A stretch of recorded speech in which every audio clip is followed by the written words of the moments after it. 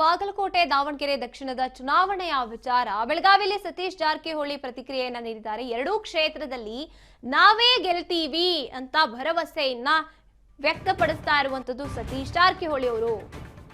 ಬಾಗಲಕೋಟೆಯಲ್ಲೂ ನಾವೇ ಗೆಲ್ತೀವಿ, ದಾವಣಗೆರೆಯಲ್ಲೂ ನಮ್ದೇ ಗೆಲುವಾಗಿರುತ್ತೆ ಅಂತ ಭರವಸೆಯನ್ನ ವ್ಯಕ್ತಪಡಿಸ್ತಾ ಇರುವಂತದ್ದು ಸತೀಶ್ ಜಾರಕಿಹೊಳಿ ಅವರು. ಎರಡೂ ಕ್ಷೇತ್ರದಲ್ಲಿ ನಾವೇ ಗೆಲ್ತೀವಿ ಅಂತ ಹೇಳ್ತಿದ್ದಾರೆ.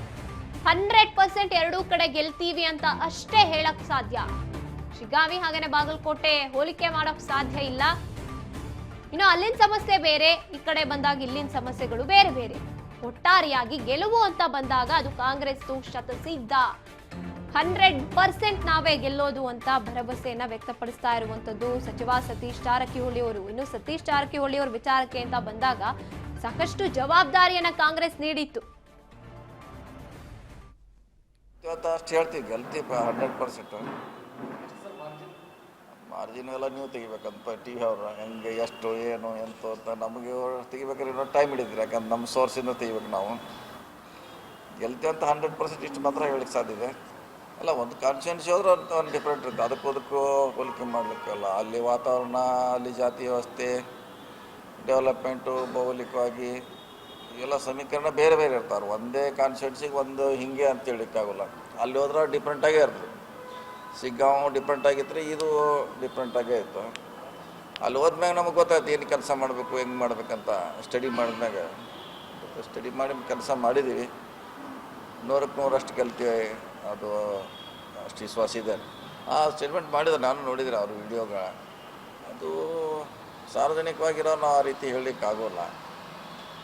ಅದು ಯಾವಾಗ ವ್ಯತಿರಿಕ್ತ ಪರಿಣಾಮ ಅವ್ರಿಗೆ ಆಗುತ್ತೆ. ಅದು ಆ ಥರ ಮಾಡಿದ್ರೆ ಅದರ ವ್ಯತಿರಿಕ್ತ ಪರಿಣಾಮ ಖಂಡಿತವಾಗಿ. ಯಾಕಂದ್ರೆ ನಾವೆಲ್ಲರೂ ಸಮಾನ ದೃಷ್ಟಿಯಿಂದ ನೋಡಬೇಕಾಗ್ತದೆ.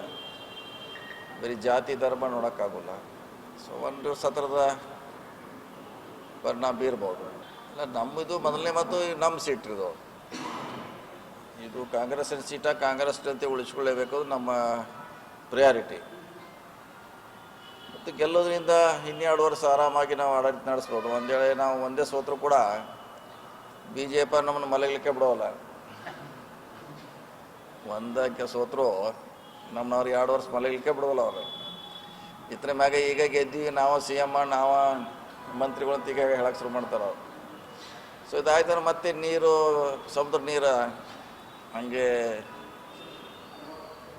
ಯಾವುದೋ ಗರ್ಜನೆ ಇಲ್ಲದೆ ಸುಮ್ಮನೆ ಇರ್ತದೆ ಹಾಗೆ. ಸೊ ನಮಗೆ ಆಡಳಿತ ಮಾಡಲಿಕ್ಕೆ ಸ್ವತಂತ್ರವಾಗಿರ್ತದೆ ಅಷ್ಟೇ. ಅಟ್ಲೀಸ್ಟ್ ಈಗ ನಮಗೆ 2 ವರ್ಷ ತೊಂದರೆ ಕೊಡಲ್ಲ ಅಂತ ಆರಾಮಾಗಿರ್ತಾರೆ. ಇಲ್ಲಾಂದರೆ 2 ವರ್ಷ ನಮ್ಮ ಮಲಗ ಬಿಡೋದಿಲ್ಲ ಅವರು. ಪಾಸಿಟಿವ್ ಅಂದರೆ ನಮ್ಮ ವೋಟ್ರೇ ಭಾಳ ಇದ್ದಾರೆ. ಕಾಂಗ್ರೆಸ್ನ ವೋಟ್ರ್ ಭಾಳ ಇದ್ದಾರೆ. ನಾವು ಅವ್ರನ್ನ ಮರ್ತಿದ್ದೀವಿ, ದೂರ ಇಟ್ಟಿದ್ದೀವಿ. ಸೊ ಹೀಗಾಗಿ ನಾವು ದಿನ ದಿನ ದಿನ ದೂರ ಆಗ್ತಾಯಿದೆ. ಸೊ ಅದನ್ನು ವಾಪಸ್ ಪಡೆಯುವಂಥ ಯಾವುದೇ ಕಾರ್ಯಕ್ರಮ ನಮ್ಮಲ್ಲಿಲ್ಲ. ಮಾಡಬೇಕು, ಅವ್ರ ಹತ್ರ ಹೋಗ್ಬೇಕು.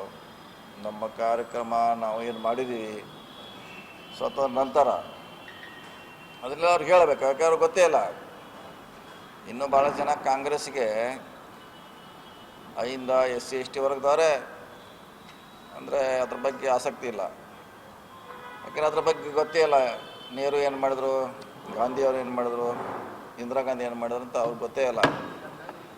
ನಮಗೆ ಹೆಂಗೆ ಸ್ವತಂತ್ರ ಸಂವಿಧಾನ ಮೂಲಕ ನಮಗೆಲ್ಲ ಹಕ್ಕು ಸಿಕ್ಕೊಂಡದು ಭಾಳ ಮಂದಿ ಗೊತ್ತಿಲ್ಲ. ಇವನ್ನೆಲ್ಲ ಗೊತ್ತು ಮಾಡೋಂಥ ಪ್ರಯತ್ನ ಆದರೆ ನಮಗೆ ಭಾಳ ಸುಲಭ ಆಗ್ತದೆ.